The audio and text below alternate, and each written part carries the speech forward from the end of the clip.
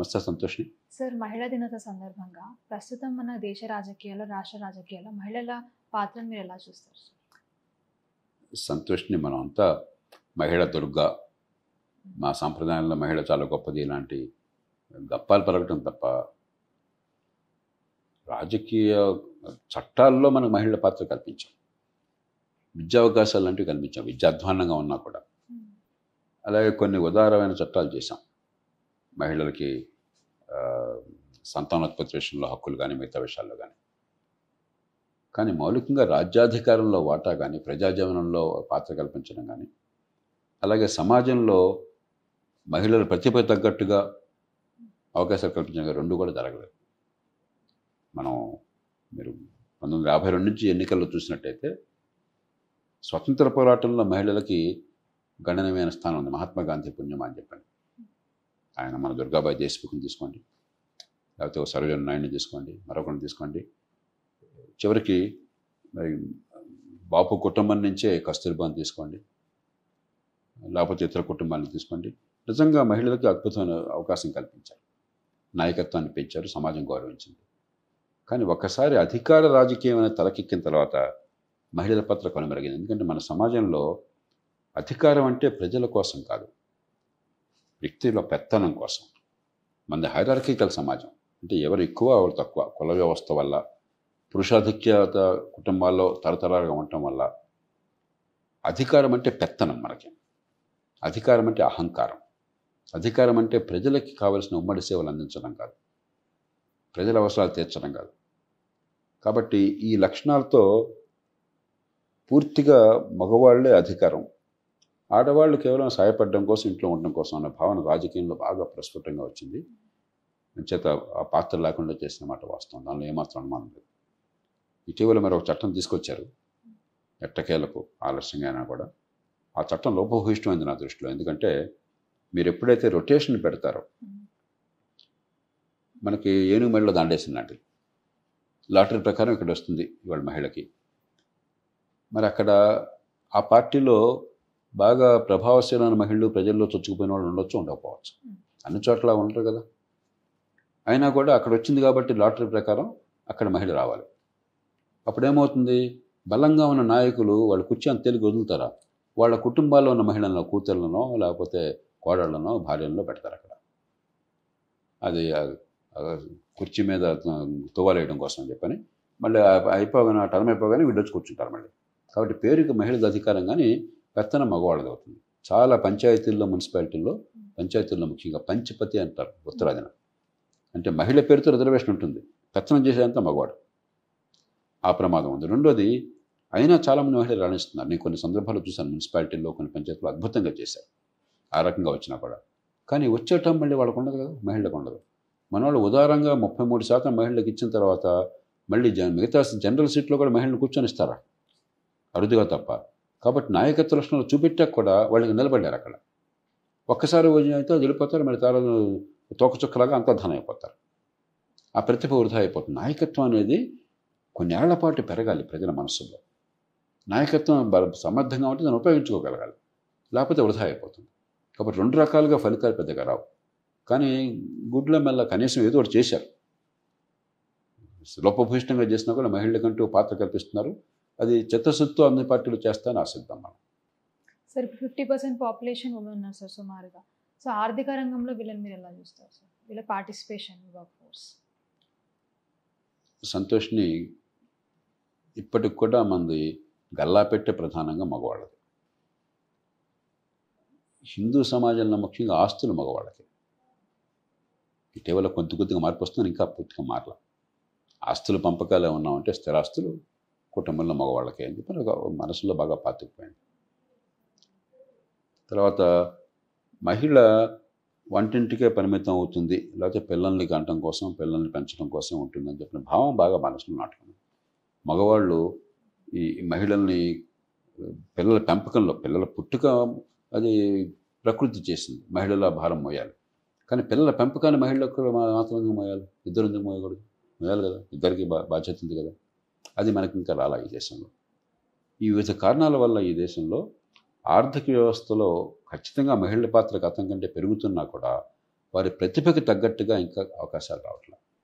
మధ్యతరగతిలో ఒక మంచి సంకేతం ఏంటంటే ఆడపిల్లలు విద్యలో అద్భుతంగా దూసుకుపోతున్నారు. మా అమ్మగారి కాలంలో ఆమెకు చాలా తెలివితేటలు ఉన్నా కూడా 8వ తరగతి దాటిన తర్వాత వేరే ఊరికి వెళ్ళి చదువుకోవాలి, 8వ తర్వాత స్కూల్ లేదని చెప్పని మా తాతగారు ఆవిడ చదువుకునే వాళ్ళ ఇంట్లో కూర్చోబెట్టారు. ఇవాళ దాదాపుగా ఆ పరిస్థితి లేదు. ఆడపిల్లలకి ప్రతిభ ఉంటే తర్వాత చదువుకోవద్దని ఆపటం కనీసం మధ్యతరగతి వర్గాల్లో లేదు. కానీ ఒకసారి మంచి విద్య పొందాక అది కాలేజీల్లో కూడా ఆడపిల్లలు అద్భుతంగా రాణిస్తున్నారు. మగపిల్లలు కొంచెం రకరకాల వ్యాపకాలు, వ్యాసంగాలు, అంత క్రమశిక్షణ లేదు అన్న భావన ఉంది. ఆడపిల్లలు శ్రద్ధ పెట్టడం చేత మీరు ఏ కాలేజీకి వెళ్ళినా కూడా ఎన్నో కాలేజీలు వెళితే అక్కడ ప్రైజులు ఎవరికి వస్తున్నాయి, మెడల్స్ ఎవరికి వస్తున్నాయి అంటే ఆడపిల్లలకి ఎక్కువ వస్తున్నాయి. అలాగే వైద్యం లాంటి కోర్సులు 65% మంది మహిళలు ఉంటున్నారు. మేము చేరినప్పుడు 30% రిజర్వేషన్ మహిళలకు ఉండేది. ఇవాళ మగపిల్లలకు రిజర్వేషన్ కావాలి, లేకపోతే వాళ్ళకి ఛాన్స్ లేదు, ఇక రాణిస్తున్నారు. కానీ ఏమవుతుందంటే చాలా సందర్భాల్లో అయితే చదువు అలంకారం కోసం ఉండి తర్వాత ఆర్థిక కార్యక్రమాల్లో పాల్పంచుకోకుండా పెళ్లి చేసుకుని హాయిగా కుటుంబాన్ని చూసుకొని చెప్పిన పరిస్థితి, లేకపోతే పెళ్ళయ్యాక పిల్లల్ని కన్నాక పిల్లల పెంపకం మిగతా కారణాలుగా వృత్తిలో వెనకబడ్డాం. దీనికి ఇప్పుడు సమాజం పాశ్చాత్య దేశాలలాగా చైల్డ్ కేర్ సెంటర్లు కానీ మగవాళ్ళు ఆడవాళ్ళతో సమానంగా భారం పంచుకోవడం కానీ ఇవి చేయకపోయినట్లయితే మనం చాలా నష్టపోతాం మాట. ఇక పేద వర్గాల్లో ఇంకో సమస్య ఉన్నది. ఎప్పుడైతే చదువు ప్రభుత్వాన్ని విపరీతంగా ఫెయిల్ అయిపోయిందో, మన చదువు ఎంత అధ్వానం ఉంది ఎన్నోసార్లు మనం మాట్లాడుకున్నాం. ప్రైవేట్ రంగంలో కూడా ప్రభుత్వ వైఫల్యం వల్ల అసలు ఒక అసెస్మెంట్ పద్ధతి లేదు, పాడు లేదు, ఊరికే పేరుకి అందరూ పాస్ అవుతున్నారు తప్ప ఎందుకు పనికిరారు. అయినా అక్కడ వనరులు లేవు. ప్రైవేట్ రంగంలో పేద స్కూళ్ళల్లో పెద్దగా మంచి చదువు చెప్పాలన్నా కూడా వనరులు లేవు. కాబట్టి చదువు అనేది లేకుండా పోతుంది. దాంతో ఏమవుతుంది, ఉన్న కొద్దిపాటి డబ్బులతో మగపిల్లల్ని పైసల బడికి, ఆడపిల్లల్ని సర్కారు బడికి, మీరు గవర్నమెంట్ స్కూల్కి ఎక్కడైనా ఆడపిల్లలు ఎక్కువ మంది ఉంటారు. ఆడపిల్లల మీద మోసుతో పంపించట్లా, ఖర్చు లేకుండా చదవచ్చు వచ్చింది చెప్పని. 14-15 ఏళ్ళు రాగానే వెంటనే పెళ్లి చేయాలని ఆత్రత. ఎందుకంటే ఆ చదువు వల్ల ఏం ఉపయోగం లేదు, చదువే బాగోలేదు. దానిలో ఈ గవర్నమెంట్ స్కూల్లో కానీ లేకపోతే పేద ప్రైవేట్ స్కూల్లో కానీ పెద్దగా చదువు వచ్చే అవకాశం కనిపించట్లేదు వాళ్ళ దృష్టిలో. కాబట్టి పెళ్లి చేసేద్దాం, తొందరగా భారం వదిలించుకుందాం. కాబట్టి పిల్లల సంఖ్య తగ్గుతుంది, పిల్లలు ఎక్కువ మంది కంటలా, కానీ తొందరగా కంటం తగ్గలా. ఇంకా 16-17 ఏళ్ళలో పిల్లల్ని కంటం, పెళ్లి చేసుకోవటం ఇంకా కొనసాగుతుంది. ఈ కారణాల వల్ల మహిళల భాగస్వామ్యం ఆర్థిక కార్యక్రమాల్లో అనుకున్నంత పెరగడం లేదు. అదే సమయంలో బండిడి చాకరీ చేస్తున్నారు. చాలా కుటుంబాల్లో, పేద కుటుంబాల్లో తాగుడు వ్యసనం ఎక్కువ అవడం చేత డబ్బంతా మగవాడు ఖర్చు పెట్టడం, అనారోగ్యం పాల్గొవటం, ఆ మహిళ మీద భారం పెరగడం, కుటుంబ భారం అంతా ఉంటాం. బండిడి చాకరీ చేస్తున్నారు. కాబట్టి రకరకాల ధోరణిలో ఉంది. మనం సమాజంలో ఈ వివిధ వర్గాలకు ఏ రకంగా చేయాలని ఆలోచన చేయకపోయినట్టయితే ఊరికే మంచి స్లోగన్స్ ఇస్తే లాభం లేదు. ఈ మార్పులలో ఏమవుతుందంటే ఇటీవల కాలంలో మీరు గమనించుంటారు, ఈ కోవిడ్ టైంలో 20% పడిపోయింది మహిళల భాగస్వామ్యం మనం పని చేయడంలో. ప్రపంచంలో ఇస్లామిక్ దేశాల కంటే తక్కువ అని అప్రతిష్ట మొదలుపెట్టినాం. మళ్ళీ ఈ మధ్య 33% పెరిగింది అంటున్నారు. బహుశా గ్రామీణ ప్రాంతాల్లో మళ్ళీ మహిళల పాత్ర పెరిగిందేమో, చూడాలి. లోతుకెళ్తే కానీ మనకి అర్థం కాదు. కానీ మహిళలు మరింతగా ఆర్థిక కార్యక్రమాల్లో పాల్పంచుకోవాలంటే విద్య అందరికీ మంచి ప్రమాణాలు అందడం ఒకటి, ఉపాధి కల్పన జరగటం ఉండదు, మహిళలకి అసౌకర్యం లేకుండా ఈ చైల్డ్ కేర్ సెంటర్స్ వగైరా ఏర్పాటు చేసి పిల్లల పెంపకం వాళ్ళ వృత్తికి వాళ్ళ ఆర్థిక కార్యక్రమాలకి ప్రతిబంధం కాకుండా చేయటము, మగవాళ్ళు పిల్లల పోషణ బాధ్యతను సమానంగా స్వీకరించడం, దానికి తగ్గట్టుగా చట్టాల్లోనూ పద్ధతుల మార్పులు రావడం, ఇవన్నీ కూడా చిత్తశుద్ధితో ప్రయత్నం చేయడం చాలా అవసరం. సార్, ప్రస్తుతం సమాజం మహిళల దృష్టి మారిందంటారా గడిచిన 75 ఏళ్లలో? కొంతమేరకు మారింది ఖచ్చితంగా. పూర్వంలాగా చులకనగా చూడడం కానీ, వంచితలు ఎత్తకుండా ఉండటం కానీ, అసలు బయటికి వెళ్ళొద్దు అనటం కానీ, మరి చదువు కూడా లేకుండా చేయడం కానీ, అది చాలా వరకు తగ్గింది. ఇంకా పూర్తిగా పోయింది నేను అన్నా. కానీ బయటికి వెళితే ఇప్పటికి కూడా అభద్రత వాతావరణం ఉంది. అభద్రత అంటే పెద్ద పెద్ద నేరాలు జరగడం కాదు, అది దాని మీద బోర్డు ప్రచారం జరుగుతుంది. కానీ రోజువారీగా ఏళ్ళ వేయటము, అశ్లీలంగా మాట్లాడటము, మహిళ శరీరాన్ని గురించి వర్ణన చేయటము, ఈవ్ టీజింగ్ చేయటము, లేకపోతే అనుమతి లేకుండా తాకటము, ఒక భయానక వాతావరణం. దాంతో ఆడపిల్లలు ఏమిటంటే అలవాటు పడి సర్దుకుపోతున్నారు. ఎలా డీల్ చేయాలో వాళ్ళంతలో తంతలు బట్టి మేనేజ్ చేస్తున్నారు. కానీ ఇది సరైన వాతావరణం కాదు. బయటికి వెళితే ప్రజాజీవనంలో, మీ వృత్తిలో, మీ విద్యలో, మీ షాపింగ్కు, ఎంటర్టైన్మెంట్కి వెళితే ఏ రకమైనటువంటి భయము, ఆందోళన, అసౌకర్యం లేకుండా హాయిగా ఉంటానని నమ్మకం కలగకపోతే ఎలాంటి జీవితం అది ఏం స్వేచ్ఛించినట్లు మనం. కాబట్టి ఏదో పెద్ద నేరాల కోసం వెయిట్ చేసి అప్పుడు ఆనాడు ఏదో గుండెలు బాదుకోవడం కాకుండా రోజువారీగా జరిగేటువంటి ఈ నిశ్శబ్ద హింస ఉన్నదే, తక్కువ స్థాయి హింస, దాన్ని చాలా వేగంగా మనం చిన్న శిక్ష చాలు.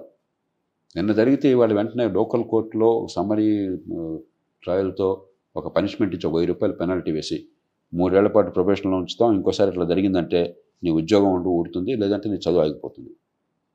కొంత భయం కలగజేస్తే ఆడపిల్లల్ని సరిగ్గా చూడాలి, గౌరవంగా చూడాలని చెప్పడానికి సంస్కృతిలో భాగం అవుతుంది. అది జరగట్లా. రెండోది, ఇళ్లలో మన పెంపకంలో కూడా పొరపాటు ఉంది. ఇప్పటికి కూడా చాలా ఇళ్లలో ఆడపిల్లల పని వడ్డించటము, వంట చేయటము, మగవాళ్ళ పని తిని వెళ్ళిపోవటం, మళ్ళీ కడగటం ఆడపిల్లలు. ఇది ఎందుకు అన్న ప్రశ్న మన నుంచి రావాలి. నా ఇంట్లో ఎందుకు ఆడపిల్లలు మాత్రమే పళ్ళెలు కడగాలి, మగపిల్లలు తిని మాత్రం హాయిగా వెళ్ళిపోవాలని చెప్పనేది మనకు ప్రశ్న రావాలి. ఈ సమానత్వం అన్న భావన చట్టంలో ఉంటే చాలు, మన జీవితంలో రోజువారీ జీవితంలో కావాలి. అది ఇంకా రాలా. మూడోది ఏమవుతుందంటే మధ్యతరగతి వర్గాల్లో ఆడపిల్లలు విద్యలో మగవాళ్ళ కంటే రాణిస్తున్నారు. దాంతో ఆత్మన్యూనత ఈ మగపిల్లలు చాలామందికి మన పెంపకం తీరువలో పొరపాటు వల్ల వాడు కష్టపడకపోయినా కూడా పురుషాధిక్య సమాజంలో నేను గొప్ప అన్న భావం కొంతమందికి ఉండటం చేత బహుశా పరపత్యాలు తేలిగ్గా వస్తున్నాయి. మరి కొన్ని సందర్భాల్లో హింస కూడా తెలియని హింస జరుగుతుంది. కాబట్టి అటు సమాజంలో, ఇటు పరిశ్రమలు, లేకపోతే వృత్తులు, వ్యాసంగాల్లో, వర్క్ ఎన్వైరన్మెంట్లో, ఇటు కుటుంబంలో కూడా కొన్ని మార్పుల్ని మనం మారుతున్న సమాజానికి అనుగుణంగా తీసుకోవడం అవసరం. సార్, ఈ ఒకేషన్ సందర్భంగా మీరు ఏం అడ్వైజ్ ఇస్తారు సార్? సమస్యలు చాలా ఉన్నాయి, కానీ చాలా దూరం వచ్చాం మనం. ఇప్పుడు నేను చెప్పాను, మా అమ్మగారు చాలా తెలివితేట ఉన్నా కూడా కేవలం ఆడపిల్ల అయిన కారణంగా 8వ తరగతిలో చదువుకోలేకపోయినాడు. నన్ను పెంచిన పెద్దల్లి కేవలం ఆనాడున్న సమాజంలో ఆడపిల్ల కాబట్టి ముందు బాల్యవివాహం జరిగింది 11 ఏళ్ళప్పుడు. ఎప్పుడో భర్త కూడా చిన్నపిల్లడే, ఊహ తెలియనివాడే. భర్త కాల్జారి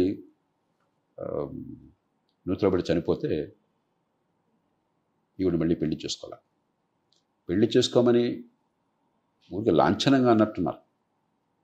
అన్నా కూడా ఆవిడ వద్దంది. ఎందుకంటే సాంప్రదాయం అంత బలంగా మళ్ళీ పెళ్లి చేసుకోవటం చాలా తప్పన్న భావాన్ని 11 ఏళ్ల చిన్నారి మనసులో ప్రవేశపెట్టింది. వితంతువు అయితే ఆ రోజుల్లో తెల్లబట్టలు వేసుకుని ఇంకేమీ లేకుండా, అలంకరణ లేకుండా జీవితంతో 10 మంది గుడి గడిగేయటం. ఆవిడ నా జీవితంతో అలా చేసింది. ఆనాటితో పోలిస్తే చాలా ముందుకు వచ్చాం, దానిలో అనుమానం లేదు. ఇంకా చాలా చేయాల్సింది ఉంది, కానీ ముందు చాలా ప్రగతి సాధించాం. కొన్ని విషయాల్లో మన రాజకీయం ఎంత దుర్మార్గమైందైనా కూడా, ఎంత లోపభూయిష్టమైందైనా కూడా, కొన్ని ఈ సామాజిక విషయాల్లో మన మతాన్ని ఆధునికరించడంలో కానీ, సమాజాన్ని ఆధునికరించడంలో కానీ రాజకీయం అందరిలో కూడా ఏకాభిప్రాయం. మహిళలకు వచ్చిన చట్టాలు కావచ్చు, రిప్రొడక్టివ్ రైట్స్ కావచ్చు, లేకపోతే సమానత్వం కావచ్చు, విద్యా అవకాశాలు కావచ్చు, మరొకటి కావచ్చు, మన రాజకీయ ప్రక్రియలో వ్యతిరేకత లేదు. పొరపాట్లు మనం సవరించుకోగలం. అద్భుతంగా మారుతున్న కాలంలో మనం ఉన్నాం. తలెత్తుకుని ఉండండి, ధైర్యంగా ఉండండి. నేను ఆడపిల్లని కాబట్టి నేను ఇంతే, నా బతుకింతే, నేను పెళ్లి చేసుకోవద్దని అంటలా. ఒకళ్ళు ఇద్దరిని పిల్లల్ని కంటాం, భర్తకి చేదోడు వాదోడుగా ఉంటాం మాత్రమే నా జీవితం అనుకోకండి. మీరు ఒక వ్యక్తి, ఒక శక్తిగా ఎదగలరు. మీలో ప్రకృతి అపారమైన శక్తి సామర్థ్యాన్ని ఇచ్చింది. దానికి మీ ఆసక్తి, మీ అభిరుచి, మీ కష్టపడే తత్వాన్ని బట్టి ఎంత ఎత్తుకని ఎదగచ్చు.